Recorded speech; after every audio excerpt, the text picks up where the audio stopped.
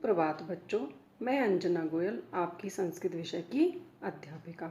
बच्चों, हमने पिछली कक्षा में लिंगों के बारे में पढ़ा था। हमने अब तक पुल्लिंग, स्त्रीलिंग और नपुंसकलिंग के विषय में पढ़ा है।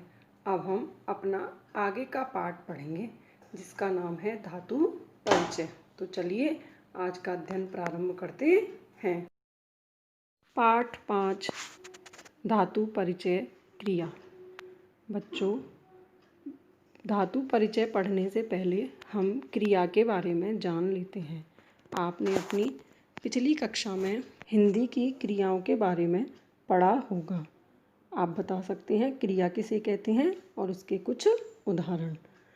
क्रिया किसी कार्य के करने या होने के भाव को कहते हैं और इसके उदाहरण हैं खाना, पीना, नहाना, पढ़ना, पढ़ाना, खेलना, सोना, रोना, हंसना आदि।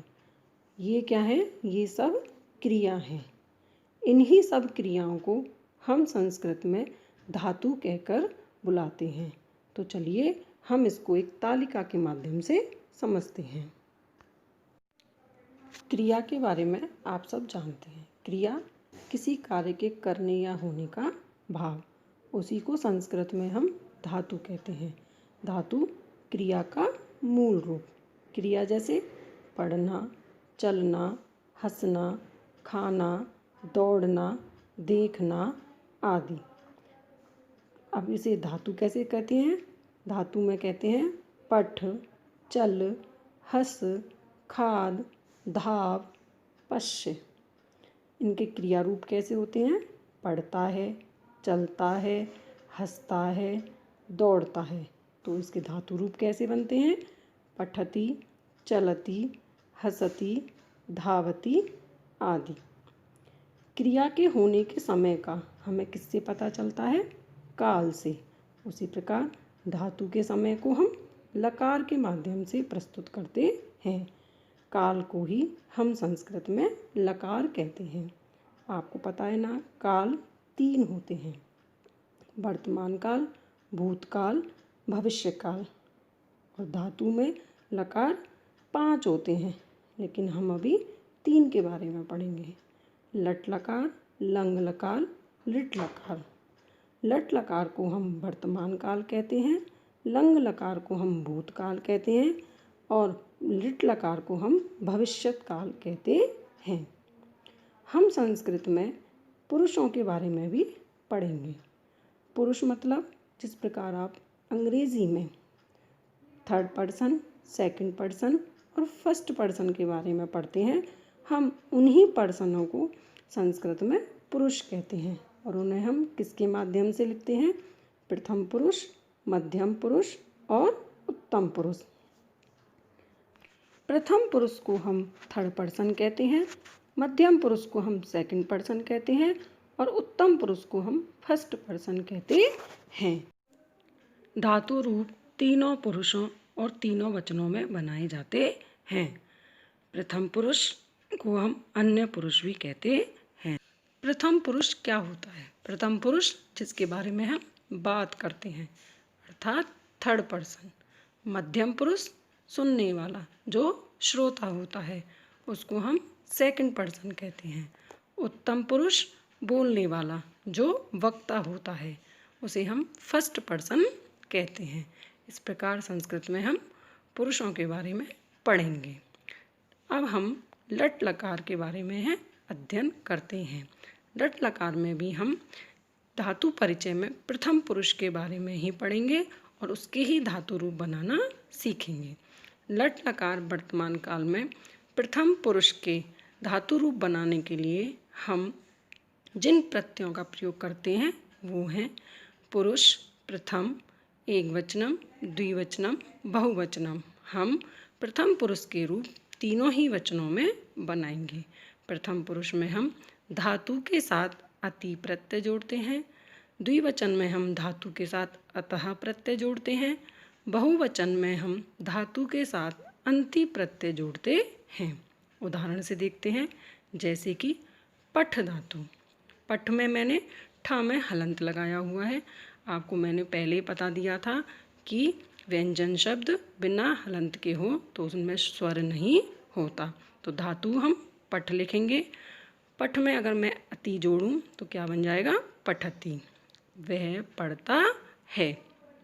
द्विवचन में हम पठ के साथ अतः जोड़ेंगे तो क्या बन जाएगा? पठतः। दो पढ़ते हैं।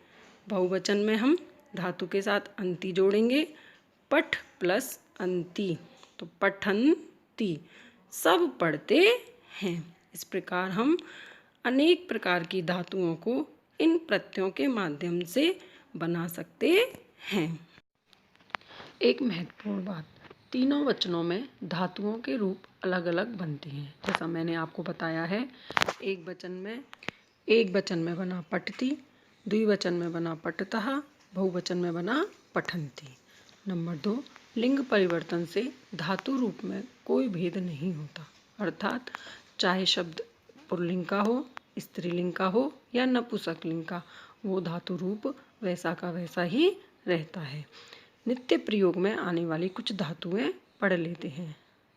हंस, हंसना, धाव, दौड़ना, खाद, खाना, बद, बोलना, दृश्य, देखना, नृत्य, नृत्य करना, रक्ष, रक्षा करना, गच्छ, जाना। इस प्रकार अनेक धातुएं होती हैं, उनको हम अपनी किताब के माध्यम से पढ़ेंगे। तो चलिए अब हम इन धातुओं के धातु रूप बनाते हैं। तो आइए प्रारंभ करते हैं। धातु अर्थ एक वचनम, द्विवचनम, बहुवचनम। सबसे पहले हंस। हंस का अर्थ बताया मैंने, हंसना। इसके रूप कैसे बनेंगे? प्रथम पुरुष में हस्ती, हसतः, हसंती। नंबर 2, धाव। धाव माने दौड़ना। इसके रूप कैसे बनेंगे? धावती, धावतः, धावंती।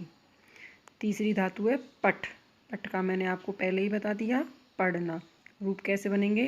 पठती, पठतः, पठन्ति। क्रीड। क्रीड माने खेलना। क्रीडति, क्रीडतः, क्रीडन्ति। अगली धातु देखते हैं दा। दा को हम यक्ष भी लिख सकते हैं। यक्ष माने देना। यच्छति, यच्छतः, यच्छन्ति।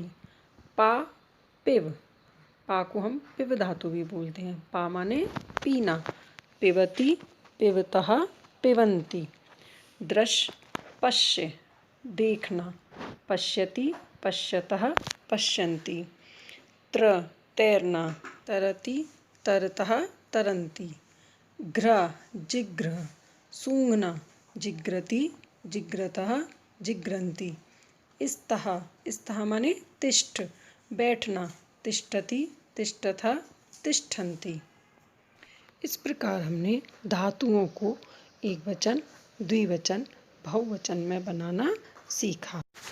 अब हम पढ़ी हुई धातुओं का अपनी पाठ्य पुस्तिका में से अभ्यास कार्य कर लेते हैं। पहली धातु है हस, हंसना। हसति, हसतः, हसन्ति। एक हंसता है, दो हंसते हैं, सब हंसते हैं। धाव। धाव माने दौड़ना। धावति, धावतः, धावन्ति। दौड़ता है, दो दौड़ते हैं, सब दौड़ते हैं। खाद, खाना। खादति, खादतः, खादन्ति। खाता है, दो खाते हैं, सब खाते हैं। बद, बोलना। बदति, बदतः, बदन्ति। बोलता है, दो बोलते हैं, सब बोलते हैं। दृश्य, पश्य, देखना। पश्यति, पश्यतः, पश्यन्ति। देखता है, दो देखते हैं, सब देखते हैं। इस प्रकार हमने आज अपनी धातु परिचय क्रिया का अध्ययन किया। आप सब इसका घर पर अच्छे से अभ्यास करेंगे।